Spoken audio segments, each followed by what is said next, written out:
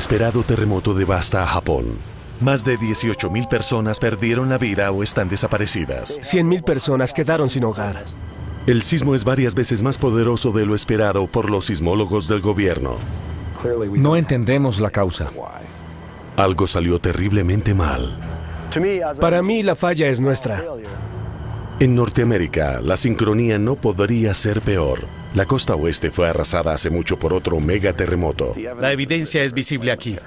Y ahora nueva evidencia sorprendente muestra que podría ser mucho peor de lo que todos esperaban. Lo que ellos no vieron venir, nosotros tampoco lo vemos. Vecindarios enteros serían derrumbados. Los científicos advierten que muchas carreteras colapsarán y mucha gente morirá. Vamos a ver el mismo efecto, o incluso peor en Canadá y Estados Unidos. Primero Sumatra, después Chile y ahora Japón. Los científicos tratan de entender cómo 3 megaterremotos pudieron golpear la cuenca del Pacífico en solo 7 años. No es coincidencia. Solo Norteamérica ha escapado a la ira sísmica. No sabemos qué origina estos racimos. Las preguntas: ¿está lista Norteamérica? ¿Será aquí el siguiente sismo?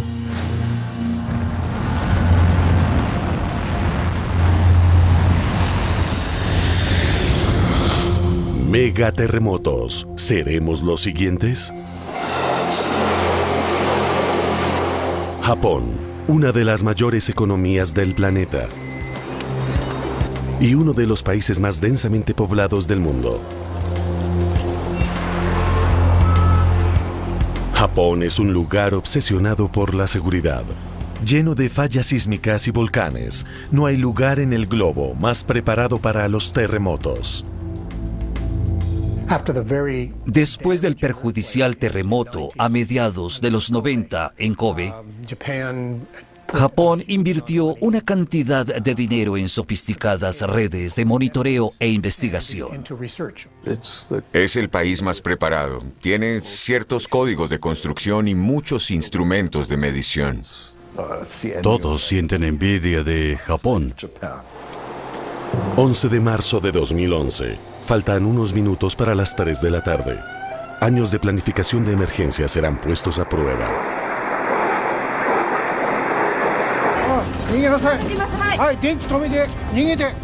Parecía que hubiera un martillo neumático debajo de la edificación.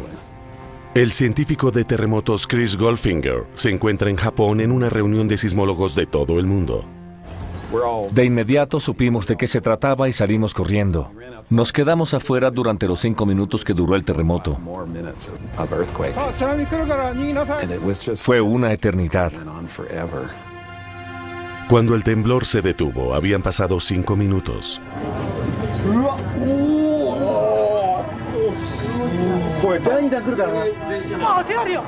Poco tiempo después, las olas del tsunami llegaron a tierra. De inmediato, los científicos supieron que se trataba de un terremoto de gran magnitud. Estudiamos los terremotos, los registramos en un papel, pero nos enteramos que mucha gente no lejos de allí estaba siendo arrasada, mientras lo único que podíamos hacer era preocuparnos.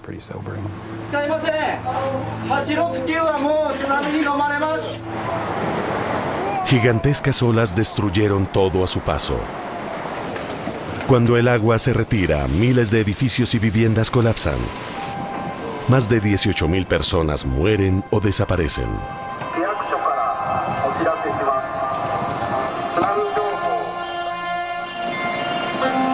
Cuando los sismólogos calculan el tamaño del terremoto, determinan una cifra, magnitud 9.0. Pocas veces Japón había sido golpeado por un superterremoto.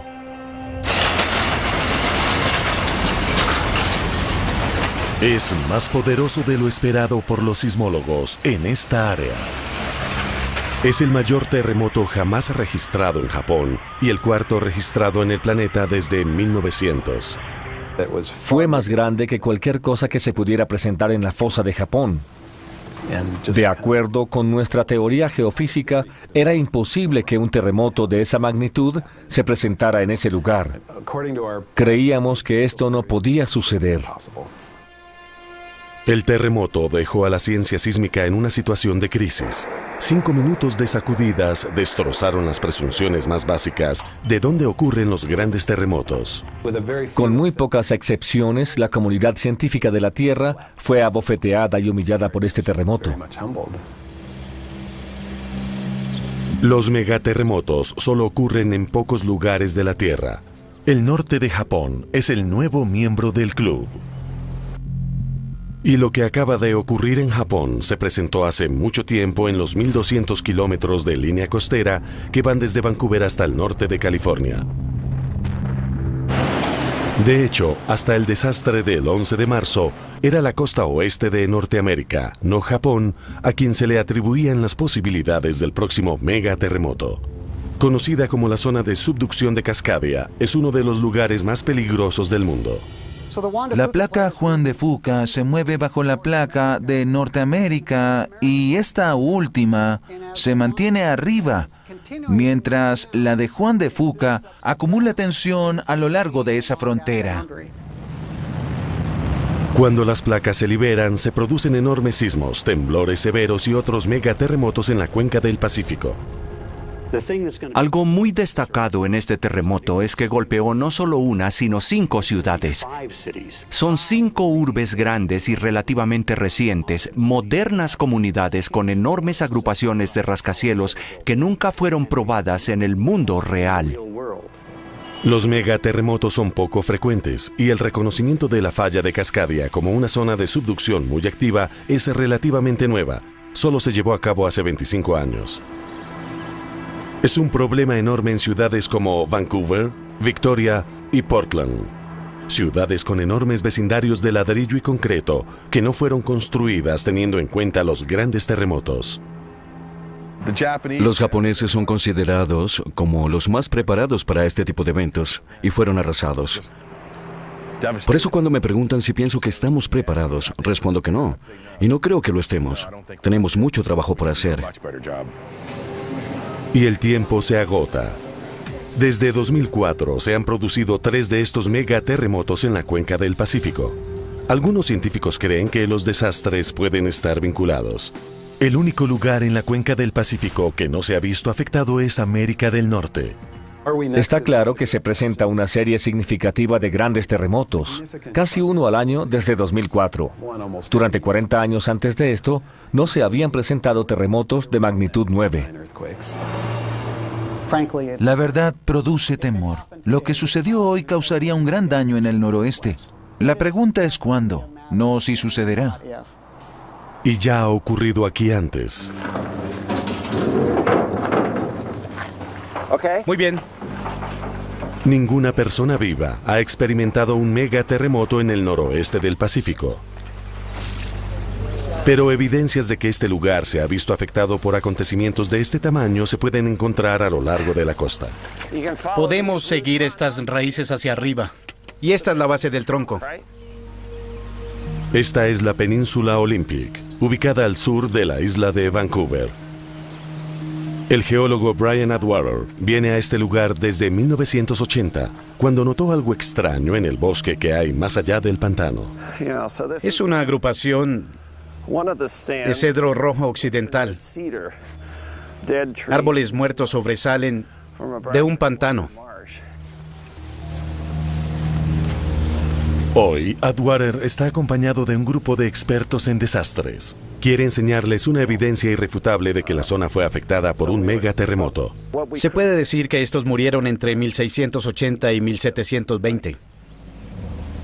Estos árboles murieron por el agua salada que fue vertida aquí después que el último terremoto hizo descender más de 1 metro la orilla del mar. La gran extensión de evidencia demuestra que la Tierra cayó, y es más notorio con estos árboles completamente volteados.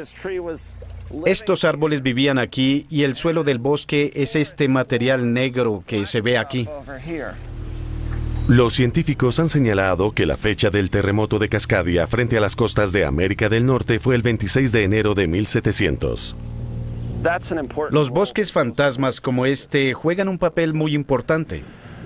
Ayudan a definir los peligros. además de que te brindan evidencia impresionante de cuándo ocurrieron los terremotos. Pero el terremoto de 9.0 en 1700 no es el único que ha golpeado estas costas. En el laboratorio de Chris Goldfinger, en Oregón, un refrigerador está lleno de miles de tubos de lodo. Son obtenidos mediante un gigantesco tubo que se deja caer por el lado de una embarcación cerca de la plataforma continental, el lugar donde nacen los grandes terremotos.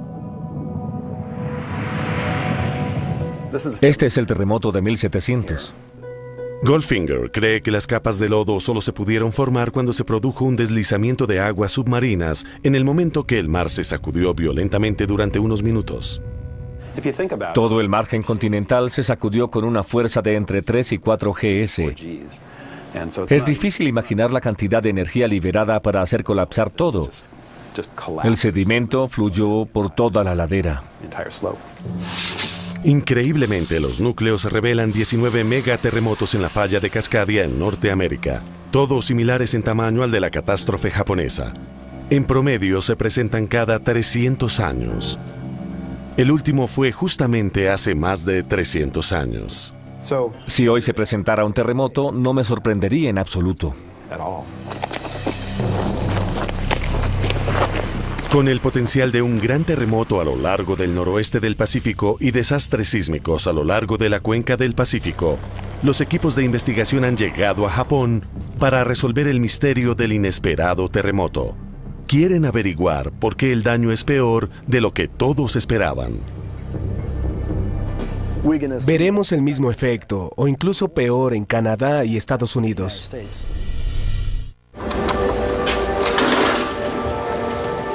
En los días posteriores al terremoto, Japón se esfuerza por comprender cómo un insólito evento sísmico pudo acabar con el extremo de su costa nororiental.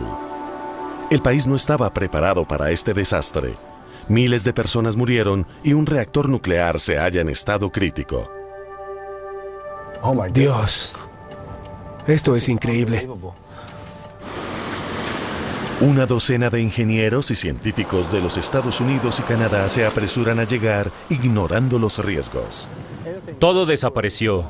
Ellos quieren saber qué le sucedería a Norteamérica si se presentara un megaterremoto. ¿Como una explosión? Esta ola tenía 12 metros de altura, tal vez más. Una ola de 12 metros. Estamos en Sendai, en la zona de Tohoku, y esta es la ciudad más grande cerca del epicentro.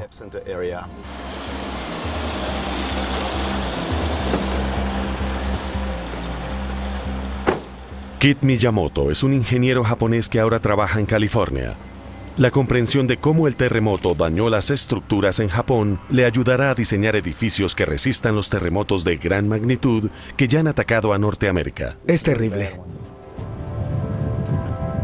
Este terremoto fue más poderoso de lo que todos esperaban. Pero debido a los estrictos códigos de construcción, muy pocas estructuras se derrumbaron.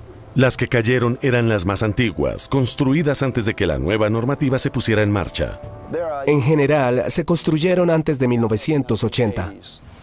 En Japón son pocas las estructuras antiguas, pero en ciudades como Victoria, Vancouver y Seattle, este tipo de edificaciones son comunes. Fueron construidas antes que alguien se enterara que sismos de subducción podrían atacar a Norteamérica. Hay edificios más peligrosos en estas ciudades que en Japón. Estos edificios se derrumbarán. Mientras Japón está orgulloso de que sus ciudades puedan soportar los terremotos, se puede ver un auto encima de una terraza. Lo que estaba cerca de la costa no tuvo tanta suerte.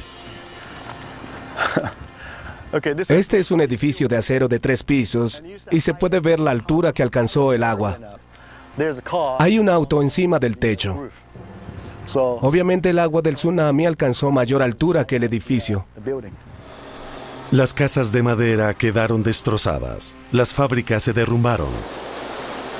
Japón ha gastado miles de millones de dólares en muros contra tsunamis. Pensé que era muy acertado que ellos hubieran previsto esto. Levantaron un muro enorme Sin embargo, cuando el tsunami atacó, pasó por encima como si este muro no existiera. ¿Cómo pudo pasar algo así?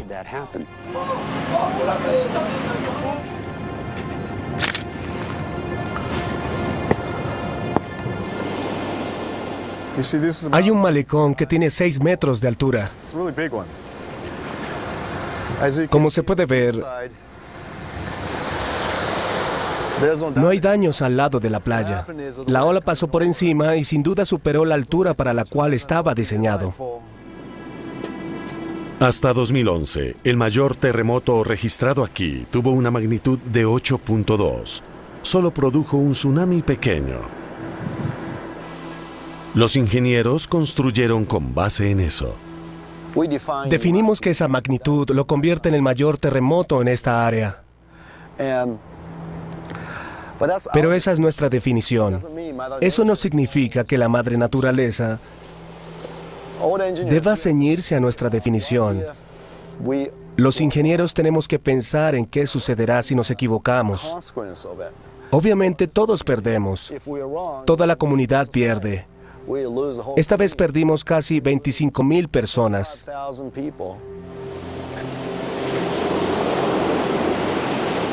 De hecho, el desastre del 11 de marzo de Japón hizo que los científicos repensaran todo lo que consideraban acerca de los terremotos.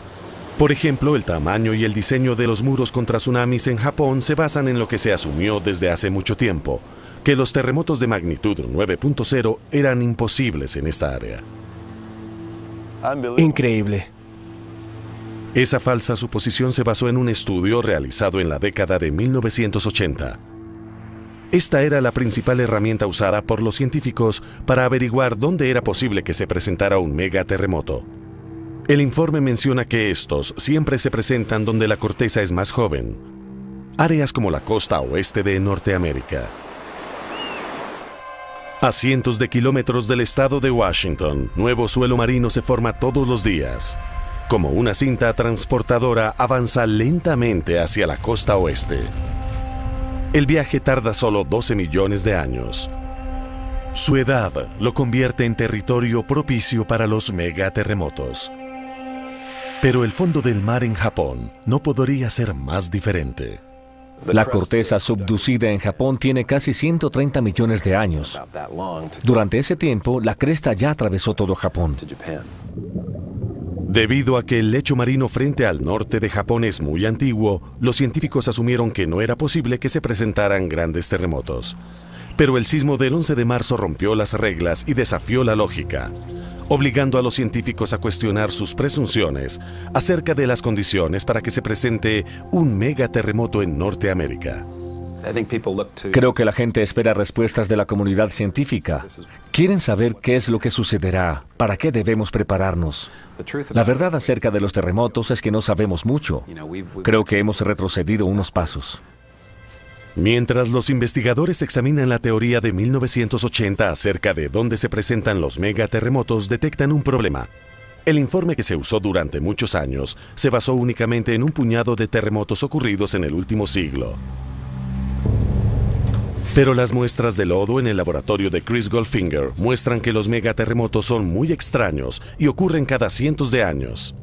Ahora los investigadores se preguntan si el último desastre ocurrido en Japón fue desestimado porque ninguno examinó un historial sísmico más amplio.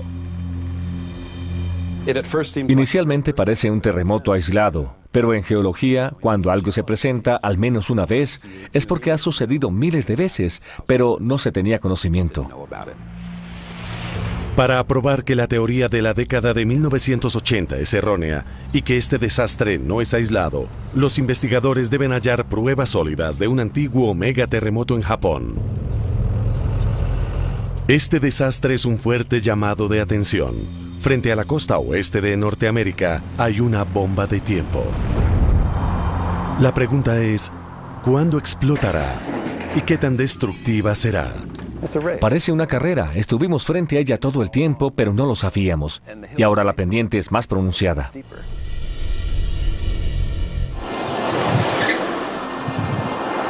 Por tercera vez en menos de una década, un extraño megaterremoto golpea la cuenca del Pacífico.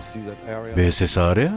La pregunta que todos se hacen en Norteamérica es, ¿será la subducción de Cascadia la siguiente? Ocurre en cada 300 años. La última vez fue hace 310 años. La devastación en Japón demuestra lo que sucede cuando subestimamos el poder de un sismo de subducción. Son fuerzas que siguen actuando y lo más importante es aprender de Chile, de Sumatra, de Japón. En Japón, mientras los investigadores de terremotos buscan evidencias de terremotos pasados, emergen historias de antiguos monumentos de piedra que advierten de tsunamis pasados. Uno de ellos se encuentra sobre el puerto de Aneyoshi.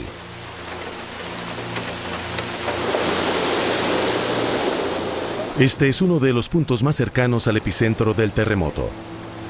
Cuando la ola del tsunami alcanzó tierra, se apresuró por la ladera y atravesó un barranco escarpado para detenerse en donde ahora se halla pintada la línea azul en la carretera, casi 75 metros sobre el nivel del mar y a 1,5 kilómetros de la línea costera. Hizo todos estos giros hacia el valle, arrastrando todos estos escombros hasta esta altura. Era una gran energía. Pero solo unos pocos metros arriba de la carretera, ahí está. Chris Goldfinger localiza una de las advertencias de piedra erosionada. Está muy gastada. Por encima de este nivel, sus hijos y sus nietos vivirán felices. Los aldeanos de Aneyoshi acataron las antiguas advertencias. Construyeron sus casas encima del marcador. Ni una sola casa fue dañada y ninguna persona murió. Imagínese lo que habría sucedido si hubiese estado en el valle. Pero las rocas no son las únicas evidencias del violento pasado sísmico. Hace unos años, un grupo de geólogos del gobierno descubrió extrañas capas de arena debajo de los arrozales costeros. La arena solo podía provenir de un megaterremoto que originó un gigantesco tsunami. A pesar de que los conocimientos indican que los megaterremotos no eran posibles en esta área del Japón, sofisticadas pruebas mostraron que esta arena procedía de un gigantesco terremoto y un tsunami que se presentaron hace casi 1100 años. Los investigadores lo llamaron el terremoto Yogan. En su informe advirtieron que el norte de Japón fue atacado hace mucho por otro desastre sísmico. Sus conclusiones fueron ignoradas hasta el 11 de marzo. En los días posteriores al desastre, los investigadores salen al campo a recoger más muestras.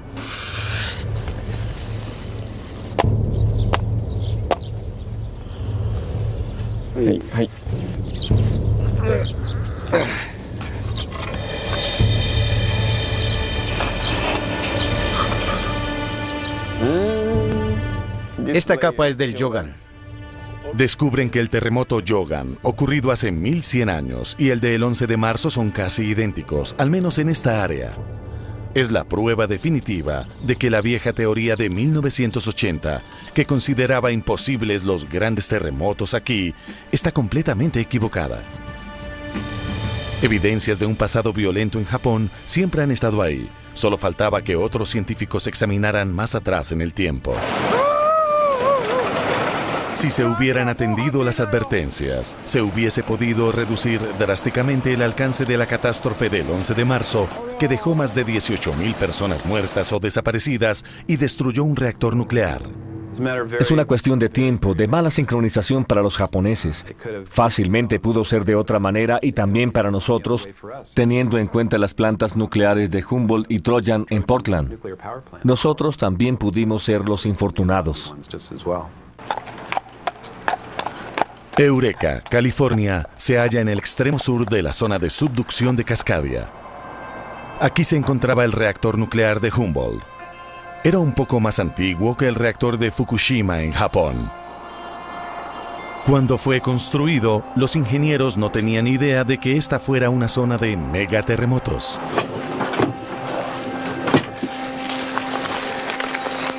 Al igual que decenas de otros lugares de las costas de los Estados Unidos y Canadá, este lugar fue golpeado por grandes terremotos y tsunamis. El último fue hace cientos de años. Parece mucho tiempo, pero teniendo en cuenta la edad geológica de la Tierra, es un parpadeo.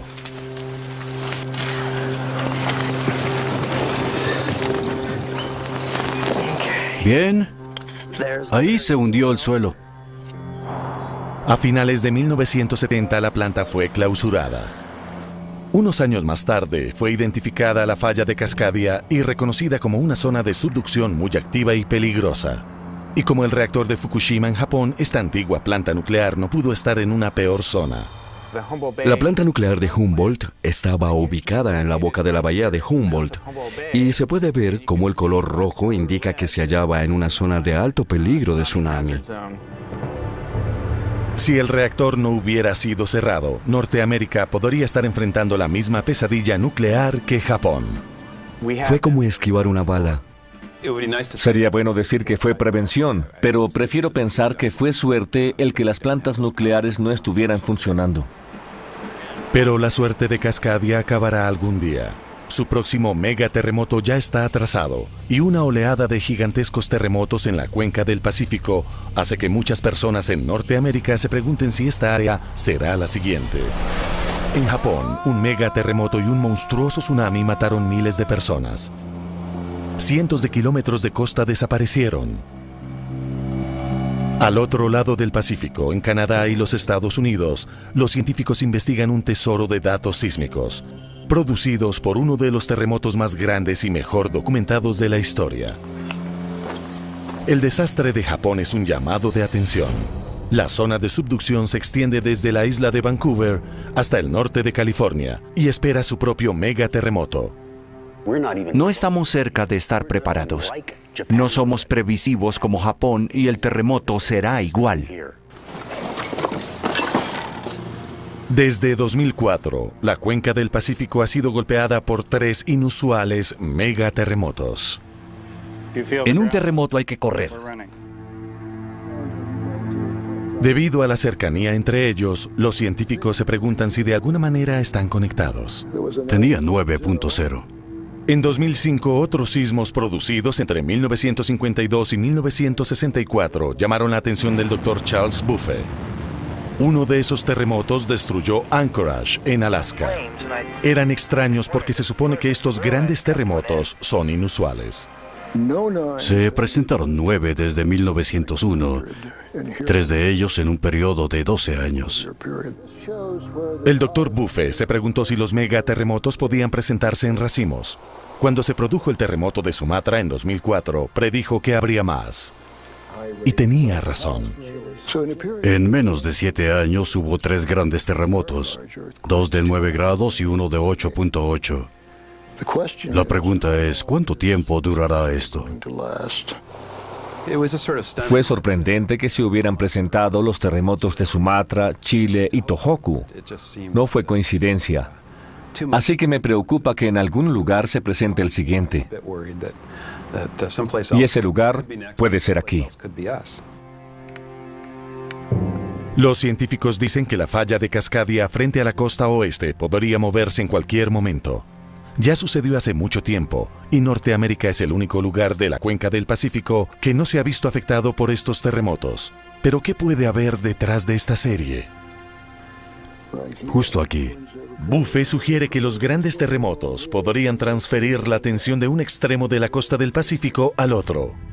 Las placas tectónicas que forman el fondo del mar en el Océano Pacífico son como un castillo de naipes. Se empujan constantemente y tratan de deslizarse una sobre otra. Cuando las placas fallan y se deslizan, se origina un terremoto. Tal vez el primero se produce al azar, porque existe un número de zonas que pueden deslizarse.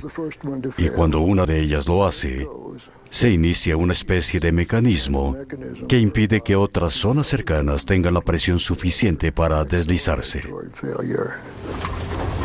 Y Buffet no es el único que ve una conexión potencial entre estos recientes megaterremotos. ¿El anillo de fuego puede estar interconectado? La historia está llena de eventos inexplicables que luego arrojan una explicación. Tengo la sensación de que esto puede ocurrir con estos eventos. Hemos presenciado un incremento de terremotos desde 2004 y me parece poco probable que se deba al azar. Pero no todo el mundo acepta la teoría de los racimos. Y no solo sorprende que se observa un número reducido de grandes terremotos en pocos años, o 6 años. Eso es lo que sucede en un proceso aleatorio. Si se lanza una moneda, no será cara a cruz, caerán unas cuantas caras en serie y después unas cuantas cruces. Si sigues lanzándola, conseguirás resultados inusuales. El problema es que no hay suficiente información. 2 series en 100 años no son suficientes para demostrar nada.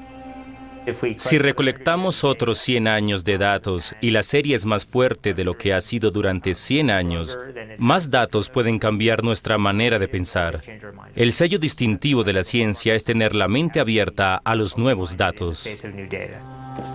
La respuesta puede estar en estos núcleos de lodo que pueden registrar terremotos que se remontan a 10.000 años.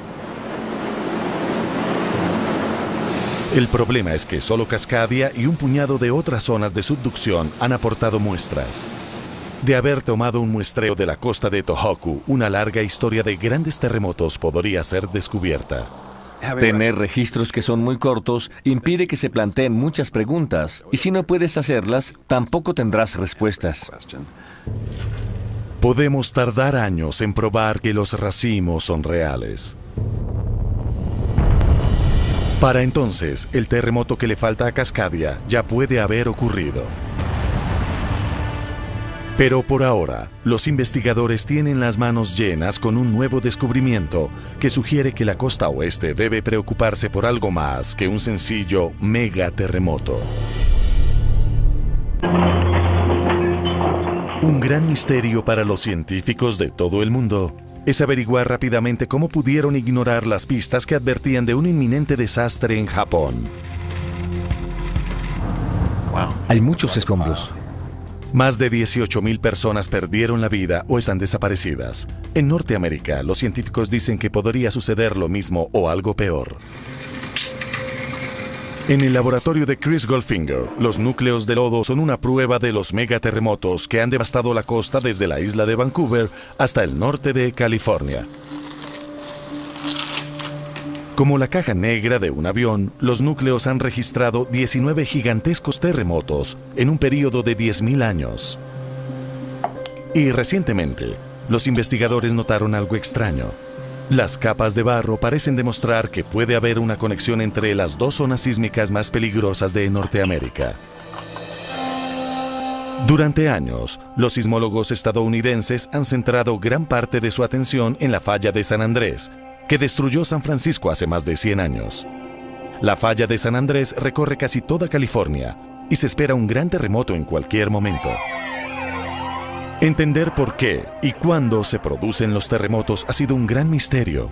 Sin embargo, evidencia reciente señala que la mayoría de los grandes terremotos en la falla de San Andrés sucedieron casi al mismo tiempo que los de la falla de Cascadia. En otras palabras, parecen estar conectadas. Tenemos casi el mismo número de terremotos al mismo tiempo durante los últimos 3.000 años. Y son tan similares que con el carbono radioactivo no se puede distinguir el número 12 del 15. Frente a la costa norte de California, la falla de San Andrés se hunde en el mar. Los perfiles sísmicos recorren la falla de San Andrés. Algunos científicos creen que con el tiempo la falla de Cascadia se conectará bajo el agua con un área poco estudiada, llamada la Triple Unión. Embarcaciones recorren la zona buscando el lugar exacto donde las 2 fallas se enfrentan. La amenaza es clara. Un devastador terremoto en Cascadia y un tsunami, seguido de un megaterremoto en la falla de San Andrés, afectarían severamente Los Ángeles o San Francisco. Un escenario que no puede ser ignorado. Imaginemos que sufrimos uno de estos terremotos ahora, que estamos recogiendo los escombros, pero la atención se transfiere a la falla de San Andrés, haciéndola deslizarse de repente, así que sufrimos un segundo terremoto en San Francisco, incrementando el desastre. Hay que pensar en las consecuencias. Si bien los investigadores de grandes sismos pueden haber hallado el posible desencadenante de la falla de San Andrés, todavía buscan lo que provoca el deslizamiento de fallas como la de Japón y Cascadia. La respuesta puede estar en la gran cantidad de datos recolectados por la extensa red sísmica de Japón. Hay personas que observan todo tipo de cosas, como por ejemplo durante los últimos años, los terremotos fueron diferentes a los que normalmente suceden en esas regiones. Uno de los aspectos que examinan son estos mini-sismos. Estos diminutos temblores se presentan desde hace varios años bajo la falla de Cascadia, durante unos cuantos días y luego desaparecen. Casi como un reloj, se presentan cada 14 meses. Parece muy razonable que uno de estos aumentos de tensión sea la gota que derrama el vaso. Y la presión bajo la costa oeste de Norteamérica va en aumento. Estas estaciones de GPS sobre el suelo, que parecen monumentos sobre Vancouver, son comprimidas como gigantescos resortes. Los científicos creen que el origen es la placa oceánica que empuja la placa de la costa oeste de Norteamérica. Estos monumentos son empujados levemente cada año hacia el interior de Columbia Británica, a un ritmo de casi 5 milímetros por año. Un día, el resorte se soltará de nuevo, y cuando eso suceda, la gente en miles de kilómetros cuadrados a la redonda sufrirá un megaterremoto. Exactamente eso ocurrió en Japón. Aunque la teoría indicaba que un megaterremoto no podría suceder al norte de Japón. Un pequeño número de científicos notaron a partir de grabaciones de GPS que la zona del terremoto estaba siendo comprimida como ocurre en la isla de Vancouver. Lo que dijeron fue que esa tensión estaba aumentando y por lo tanto en algún momento futuro se podría esperar un terremoto de magnitud 9. Pero no decían si mañana, el siguiente mes o en un centenar de años después, solo que estaban dadas las condiciones para que algo así sucediera en el futuro. La advertencia fue emitida mucho antes del 11 de marzo por Yasutaka Ikeda. En algunos lugares se podía ver que la Tierra era comprimida a una velocidad de 10 milímetros por año. Los geólogos saben que estos datos son anormales. Pero si no se sabe de geología, estos datos pueden ser ignorados. En Japón, el gobierno solo reconoció la importancia de la investigación después del terremoto. La tectónica de placas es una ciencia nueva que solo tiene 40 años. Estamos averiguando que la mayoría de lo escrito hasta hoy y lo que pensábamos al respecto estaba equivocado. El asunto es, ¿sabemos cuánto y hasta dónde? En Japón es demasiado tarde para reescribir la historia, pero en Norteamérica el próximo megaterremoto se acerca y la nueva evidencia muestra que sería el más grande en miles de años. Durante los últimos 7 años, una serie de extraños grandes sismos han destruido casas, edificios y puentes en Sumatra, Chile y más recientemente en Japón. El país que más sabe de terremotos en el mundo subestimó terriblemente el desastre. Miles de personas murieron o desaparecieron y un reactor nuclear quedó en estado crítico. No fueron diligentes para averiguar en qué clase de entorno se encontraban. En la isla de Vancouver y a lo largo de la costa oeste de Norteamérica, hay una creciente evidencia de que un gran terremoto se acerca. Este es un cambio notorio. Las estaciones de GPS muestran que la costa oeste está siendo oprimida como un gigantesco resorte. Las mediciones son casi idénticas a las observadas en Japón antes del megaterremoto. Después que el terremoto de Japón liberó cientos de años de tensión reprimida, el país se estiró y se estabilizó. Esta arena hace parte del tsunami. En Japón, Chris Goldfinger encontró un bosque cerca al océano que está muriendo porque cayó por debajo del nivel del mar. Exactamente lo mismo sucedió en Norteamérica después del último megaterremoto hace 300 años. Si hubiéramos estado en algún lugar en la costa de Cascadia, en el año 1700, tendría que parecerse a esto. A pocos kilómetros de distancia, una ciudad que no fue afectada por el tsunami descendió tanto que ahora la marea llena las calles 2 veces al día. Partes de esta ciudad no serán funcionales. En los campos de arroz, el Dr. Goldfinger encuentra fácilmente evidencia de un tsunami que ocurrió aquí hace más de 1100 años. Aquí está, es del Yogan. Es la prueba de que esta parte de Japón sufre un gran terremoto casi cada 1000 años. Pero el tamaño de esta capa de arena, al menos en esta zona, demuestra que ese sismo pudo ser mucho más grande que el desastre del 11 de marzo. Yogan tiene 30 centímetros de espesor. Aún no llegamos al fondo. La costa está tan lejos que no se puede ver. Me sorprende encontrar un depósito de lo que causó el tsunami contra la base de las colinas. Por grande que hubiese sido el terremoto del 11 de marzo, no es el más fuerte que ha sufrido Tohoku. Japón pudo haberse salvado fácilmente. 4 kilómetros. El sismo del 11 de marzo tenía el potencial de ser aún más destructivo. Bien. Chris Goldfinger ya ha visto grandes y extraños depósitos de lodo en su toma de muestras en la zona de megaterremotos en Norteamérica.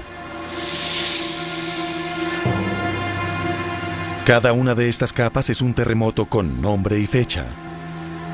Y hasta hace poco, los investigadores notaron un patrón. Parece que hay varias agrupaciones de terremotos. Los terremotos parecen presentarse en grupos de 4 o 5, un grupo cada 300 años. Y después, en casi todos los casos, el racimo termina con un terremoto gigante 3 veces más grande que los otros. Esto sucedió hace 6000 años. En estos núcleos se nota un gigante. Ahora la pregunta es, ¿pudo Norteamérica haber sufrido un megaterremoto de esta magnitud? Tan grande como fue, al comparar el tamaño del terremoto de 1700 con todos los demás en los últimos 10.000 años, es pequeño. Basado en el patrón anterior, se puede considerar que no es lo suficientemente grande para cerrar este racimo. Aquí es donde surge un enigma, la posibilidad de que la agrupación no haya terminado. Significa que habrá otra. Si el siguiente megaterremoto es un gigante como el que sucedió hace 6000 años, podría ser 3 veces más devastador que el terremoto que sacudió a Japón. Las sacudidas podrían durar al menos 4 minutos. El área de la isla de Vancouver hasta Sacramento, California, quedaría devastada. En los antiguos vecindarios construidos antes de los nuevos códigos sismo resistentes, los puentes se desvanecerían, miles de estructuras quedarían dañadas o completamente destruidas. La cifra de muertos podría ascender a miles. Es impresionante pensar en eso sin importar qué tan bien esté construido algo.